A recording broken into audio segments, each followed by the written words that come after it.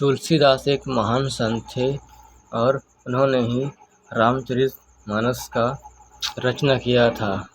तो चलिए हम आज आपको तुलसीदास महाराज के बारे में जानकारी देंगे। उनका इतिहास कैसा था, उनका बचपन और कैसे उन्होंने रामचरितमानस को रचना किया था। भगवान श्री राम की महाकाव्य रामायण को कथा में बनाया था।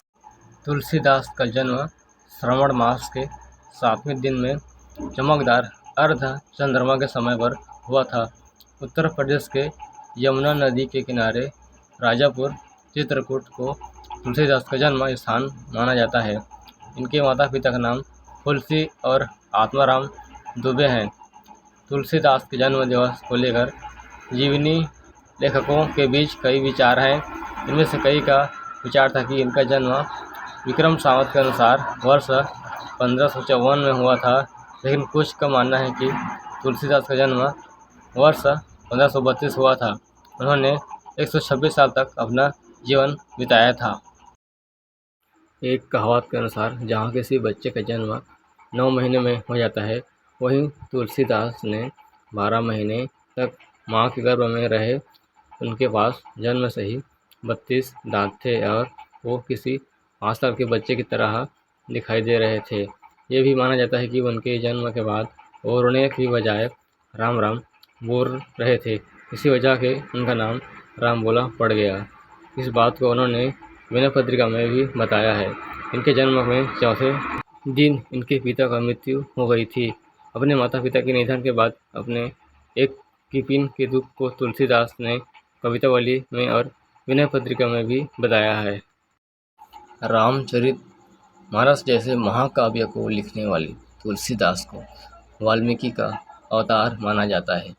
हिंदू धर्म शास्त्र भविष्य उत्तर पूर्ण के अनुसार भगवान शिव ने अपनी पत्नी पार्वती से वर्णित किया है कि वाल्मीकि का अवतार फिर से कलयुग में होगा। मौजूद स्रोतों के अनुसार ऐसा माना जाता है कि वाल्मीकि जी के मुख से रामायण को सुनने के लिए हनुमान जी खुद जाया करते थे। रावण पर राम की विजय के बाद भी हनुमान हिमालय पर राम की पूजा जारी रखे हुए थे। तुलसीदास का विवाह रत्नावली दीनबंधु पाठक की पुत्री से वर्ष 1583 में जेठ महीने मई या जून का महीना के 13वें दिन हुआ था। विवाह के कुछ वर्ष पश्चात रामबोला को तरक नाम के पुत्र की प्राप्ति हुई, जिसकी मृत्यु बचपन में ही हो गई। एक बार की बात है जब तुलसीदास हनुमान मंदिर गए हुए थे। उनकी पत्नी अपने पिता के घर चली गई। जब वे अपने घर लौटे और अपनी पत्नी रत्नावली को नहीं देखा तो अपनी पत्नी से मिलने के लिए यमुना नदी पार कर गए। रत्नावली तुलसीदास की इस कृत्य से बहुत दुखी हुए और उन्हें जिम्मेदार ठहराते हुए कहा कि अपने आप को ईश्वर के प्रति पूरी तरह समर्पित कर दो। इसके बाद उन्होंने अपनी पत्नी का त्याग किया और पवित्र नगरी प्रयाग चले गए, जहाँ पर उन्होंने गृहस्थ आश्रम छोड़कर साधु का जीवन अपना लिया। कुछ लेखकों का भी यह मानना है कि वह अविवाहित और जन्म से साधु थे।